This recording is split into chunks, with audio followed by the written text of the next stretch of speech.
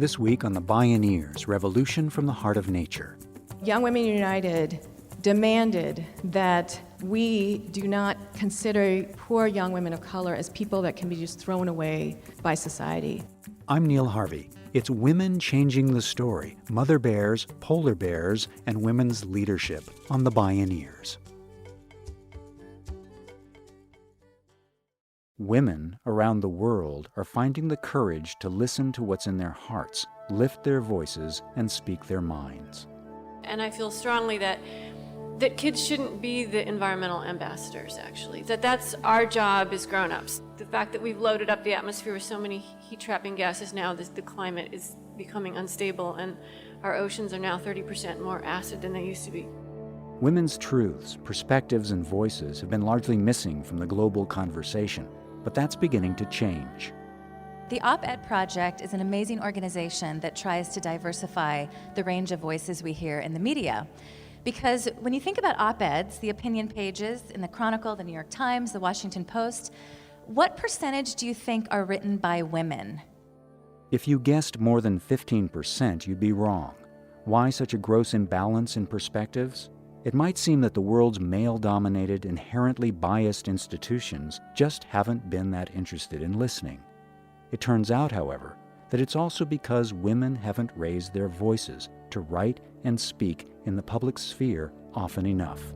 It's an old story, one that is changing as women awaken to their purposes and power. Then my daughter was born, and the thing that I noticed was it was like someone turned the volume up on everything that my heart felt when I looked at the world. And suddenly, it's like her life was so sweet and so precious, and my understanding of the intensity of what it takes to actually sustain a human life and the sheer amount of work. And in that moment, I realized two things about mothers. I realized how vulnerable we are in trying to protect our kids in this world, and how fierce we are, and that mother bear instinct, and what a fierce force that is for social change. Women everywhere are rising to act in leadership, especially in social, environmental, and reproductive justice movements. It's often leadership from the inside out, that mother bear instinct to protect, defend, or heal what they love. It's more about leading from alongside or from behind, rather than from in front. It's often led by listening and by collaboration, not by being the boss. It's leadership that reaches out across differences, that expands our vision of what community is, what family can be. We are focusing on the core value of family that so many of us hold deeply in our communities. And we are changing societal norms and policies to reflect the way our families are in this country. Central to the work that we do is the transformation of power across race, gender, class, etc. And that we start with those who are the most marginalized and those who are the most impacted. This is Women Changing the Story, Mother Bears, Polar Bears, and Women's Leadership, with justice advocates Rose Aguilar, Sandra Steingraber, Vanessa Daniel, and Eveline Shen. My name is Neil Harvey. I'll be your host. Welcome to the Bioneers, Revolution from the Heart of Nature.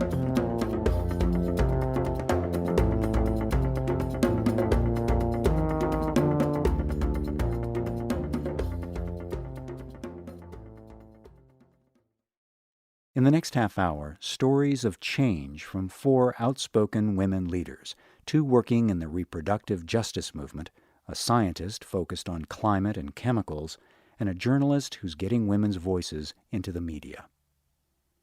Rose Aguilar hosts Your Call, a public radio talk show on KALW-FM in San Francisco. She's the author of Red Highways, A Liberal's Journey into the Heartland. A few years ago, she attended a training program at the Women's Media Center, whose mission is to amplify women's voices.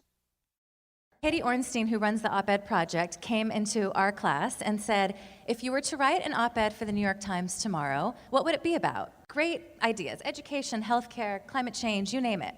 So why haven't you written it yet? Well, I was in a class with amazing women. One woman was on the Nobel prize-winning team with Al Gore. Another woman runs an amazing black women's organization in Chicago. I mean, all kinds of amazing women. Well, I don't know enough. I need to do more research. My title isn't long enough. Why would anyone listen to me? And I said, Katie, when you do this program with men, what do they say? I haven't had time. That's it.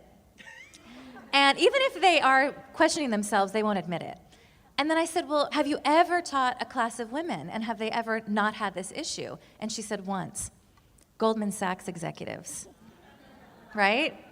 Can you imagine what they have to go through to get to that place?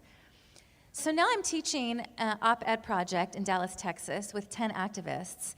And we had a little bit of this in the beginning, and it's kind of shocking to me because here I am dealing with women who run amazing organizations, domestic violence shelters, child abuse places, environmental organizations. But I haven't done enough. I haven't written a book about this. I haven't taken enough classes on this. And I always say, okay, you know David Brooks? He's on NPR every week.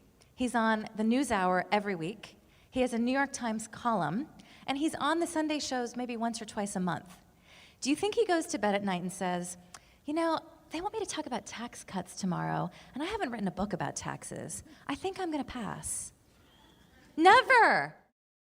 Rose Aguilar says it's time for women to get over the self-limiting idea that they're not experts.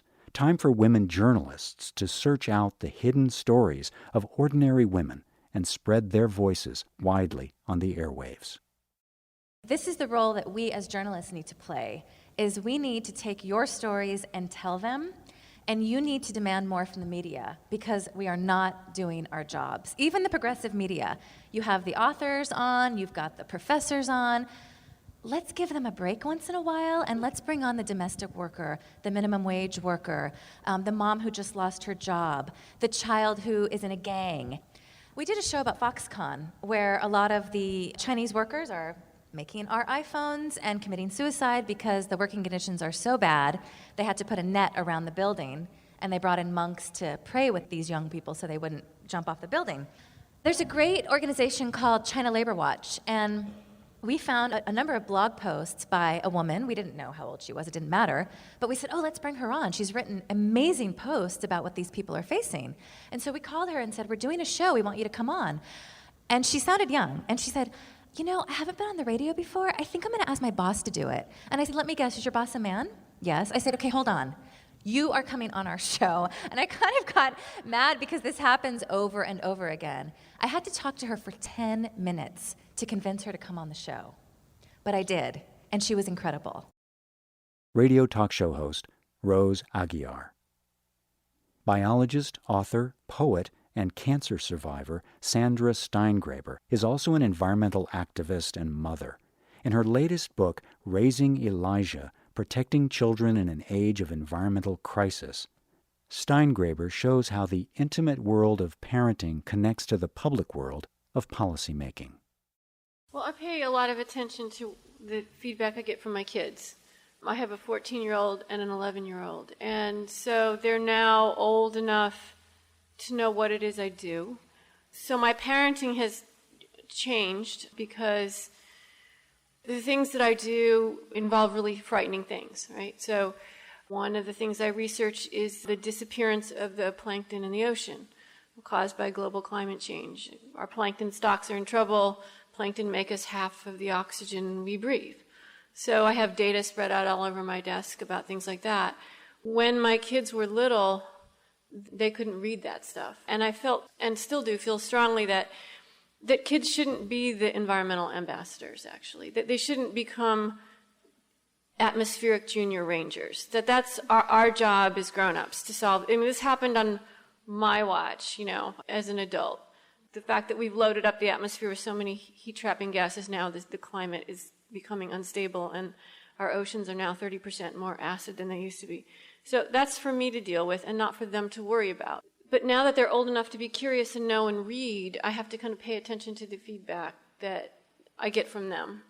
So here's one of my discoveries lately. So when my son was 4, he asked to be a polar bear for Halloween. And I went to work sewing him a polar bear costume. And so I thought it would be fun for Elijah and I to, because I couldn't exactly remember where the ears, should be placed on the head, because polar bears' ears, because they live in an Arctic place, are located differently than other bears. So I wanted this to be like all anatomical. And but of course, as soon as I opened my files about polar bears, they're all about, drowning polar bears, hermaphroditic polar bears because of PCB contamination, and I wasn't sure how much of this he was going to understand, but he didn't, so we could just look at the pictures. And so when I went out trick-or-treating with him that night, it occurred to me that this polar bear costume was almost certainly going to outlast the species, right? So the polar bears are on track now for extinction probably around mid-century, and that this polar bear costume would probably still be around. And so out on the street, I saw all these kids dressed up as species that are vanishing. The little brown bat, the monarch butterfly, the kid who was the penguin, my kid who was the polar bear. All these species are going. We're in the midst of this massive extinction. And I'm not going to have a conversation with my kid about that. So there's this silence. I'm keeping these things that suddenly, like, my knees almost buckle when I'm on the street, imagining all these costumes hanging in these closets without their real-life antecedents in the world, and how will kids who read about these animals in their picture books, babar, how will they still care about them once they're vanished? Will they still want to be them? So having this realization, and I want to just drop to the ground, but where I'm trick-or-treating with my kids, so my smile's on my, still on my face, and we're going to have a nice evening, because this is my one night. Mom's not working, and I'm out with my kid in the street. So I'm entirely keeping the secret from him. That was when he was 4. Now that my children are older, I'm realizing that the time to have the climate change discussion is now. And it's like having the sex talk, only what you end up with the climate change talk instead of the creation of a family is the dissolution of, the decreation of life, right? And so it's a very sad story. And it turns out, at least for my family, that coming up with exactly the right story is not the task. The task is to show your kids that you're on the job, that you're doing something about it. That's what makes them feel safe. Sandra Steingraber says she no longer feels she must hide the truth of our environmental crisis from her young children. She's their mother, and it's her job to protect them. That means taking action and speaking out. And that insight came to me from a 3rd grade teacher who had been retired, who had taught kids all throughout the 50s and 60s. During the Cuban Missile Crisis of, when was that, 62? She was teaching 8-year-olds at the time, and kids were openly traumatized. So she had actually a classroom discussion about it, and then finally ended up asking her students how many of them thought that nuclear war was inevitable. And all of the kids raised their hands except one little girl. And she asked that girl, and what makes you think nuclear war is not going to happen? And she said, because my parents are peace activists and they're going to stop it. So that's my model for parenting now. It's like my kids have to share me with the world. I travel 150 days of the year. I help do homework sometimes by phone at night, but sometimes I'm at the podium or I'm at a press conference, and so they're kind of on their own. But when I come home, I have to make sure we have time to have that conversation, so even if they're not curious, they can hear from me what it is I've been doing, and then I'm doing this on their behalf, so hopefully they can grow up and not have to do it. I mean, my daughter wants me, can you ban fracking already, Mama? Because it's really boring and I don't want to have to, carry on, don't pass the torch to me. And I'm on it, don't worry. And then we feel safe. So that kind of, I pay a lot of attention to those signals.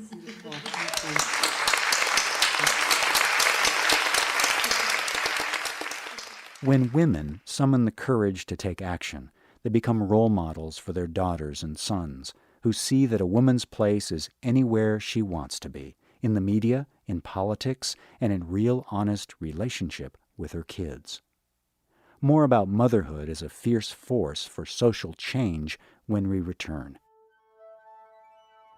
This is Women Changing the Story, Mother Bears, Polar Bears, and Women's Leadership. I'm Neil Harvey. You're listening to the Bioneers, Revolution from the Heart of Nature.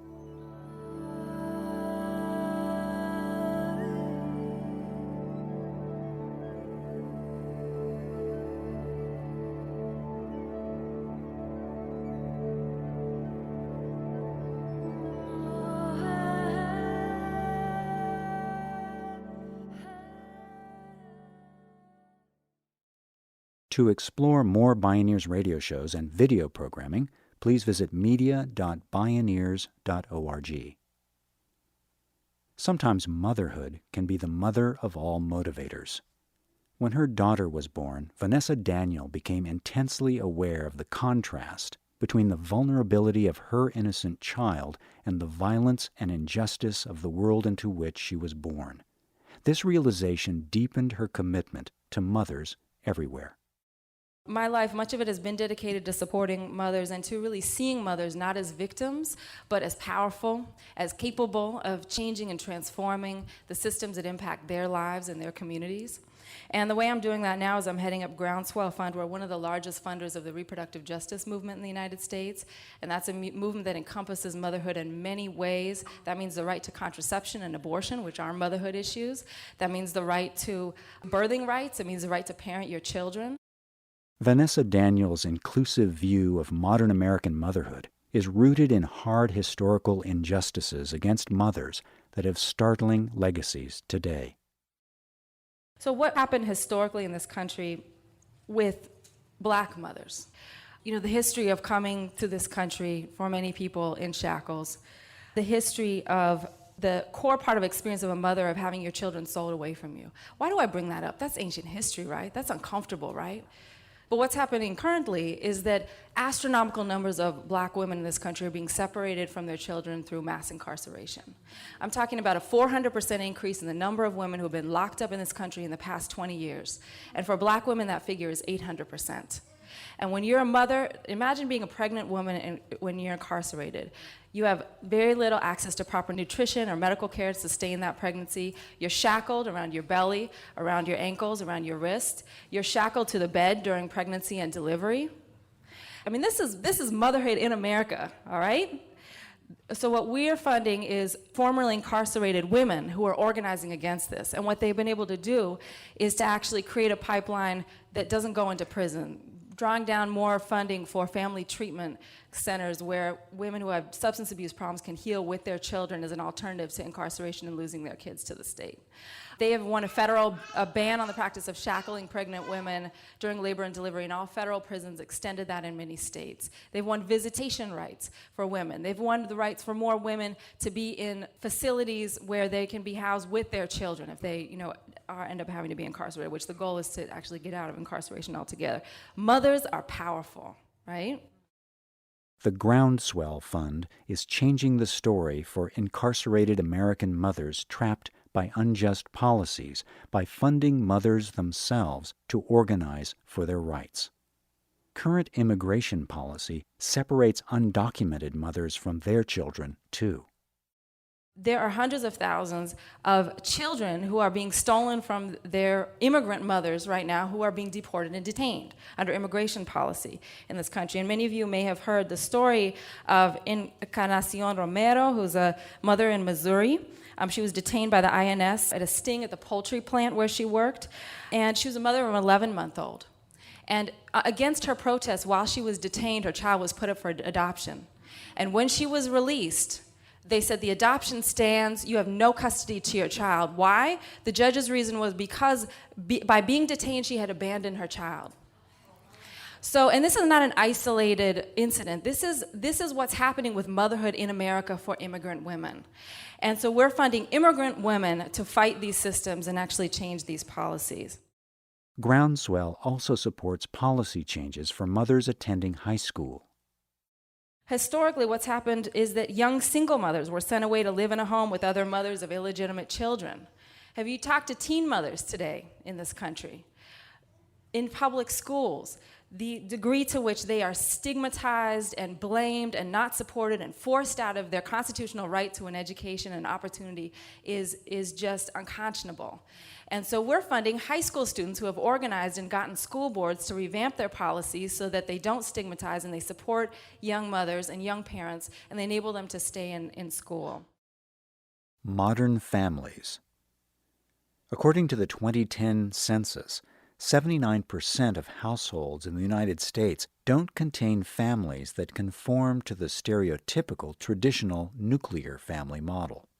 Today, it's much more likely for a family to have parents of different ethnicities, or two gay dads, or a single mom raising her kids with her mother. Leaders in the reproductive justice movement believe it's time to change the way that people think, feel, and act in support of families. As the executive director of the nonprofit Forward Together, Eveline Shen is building a multiracial organization with women and girls of color at its core. Forward Together supports local groups to speak up and take action. I want to share with you a story about how we do that. A woman and her dog were taking a walk on the West Mesa in Albuquerque, New Mexico. And the dog started sniffing around, and she called authorities, and they uncovered the bodies of 11 women, young women who were murdered.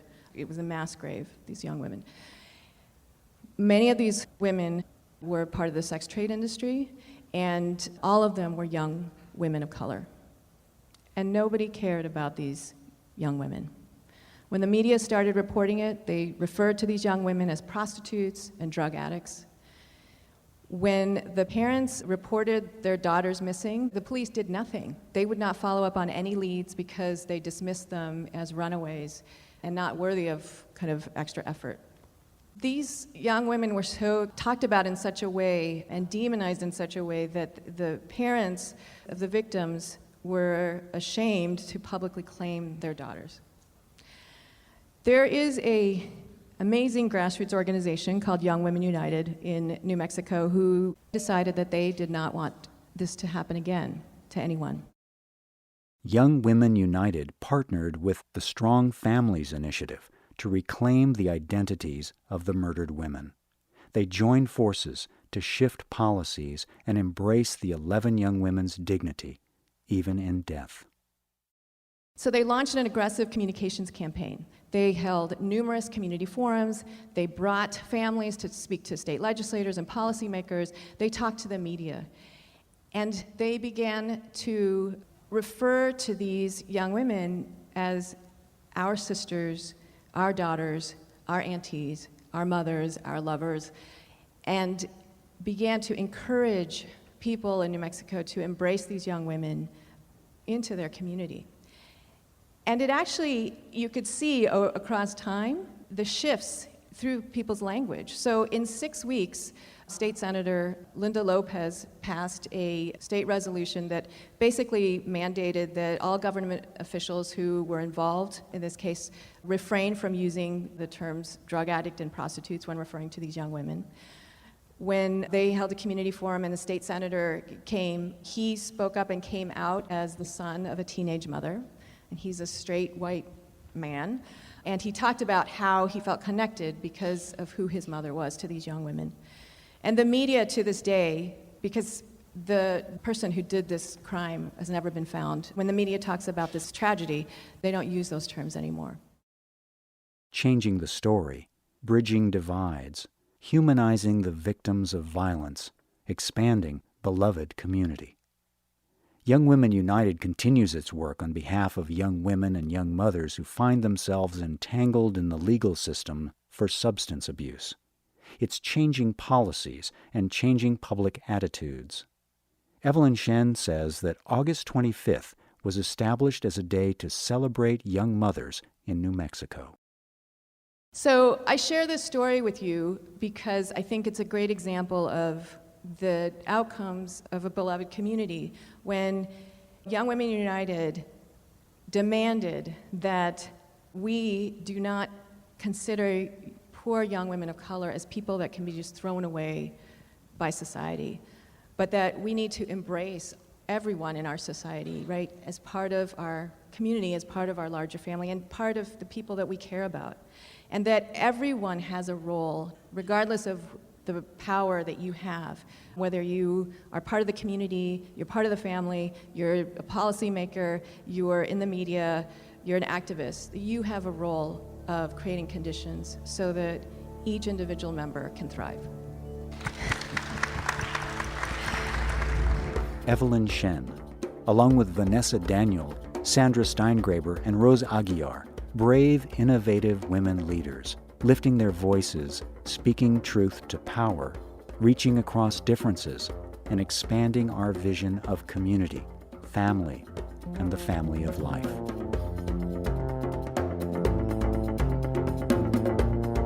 Women Changing the Story: Mother Bears, Polar Bears, and Women's Leadership.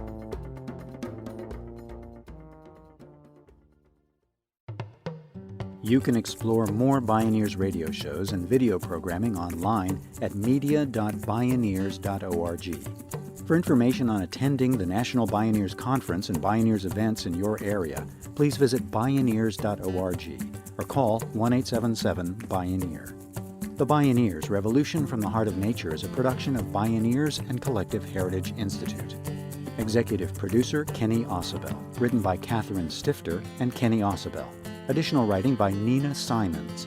Senior producer Neil Harvey. Managing producer Stephanie Welch. Production management and station relations Kate Hunter.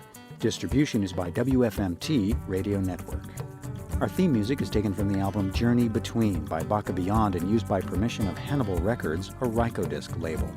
Additional music was made available by Jamie Sieber at jamiesieber.com. For more music information, please visit media.bioneers.org. The opinions expressed in the Bioneers Revolution from the Heart of Nature radio series are those of the presenters and are not necessarily those of Bioneers and Collective Heritage Institute, the underwriters, or this radio station. My name is Neil Harvey. Thank you for listening. I invite you to join the Bioneers in inspiring a shift to live on Earth in ways that honor the web of life, each other, and future generations. This is program number 1013. This program was made possible in part by Organic Valley Family of Farms, organic and family-owned since 1988. Visit organicvalley.coop. Mary's Gone Crackers, healing the planet through conscious eating, gluten-free and vegan products since 1999. Learn more at marysgonecrackers.com. John Masters Organics, feel good about looking good. Visit johnmasters.com. Funding also provided by a grant from the Park Foundation, dedicated to heightening public awareness of critical issues, and by the generous support of listeners like you.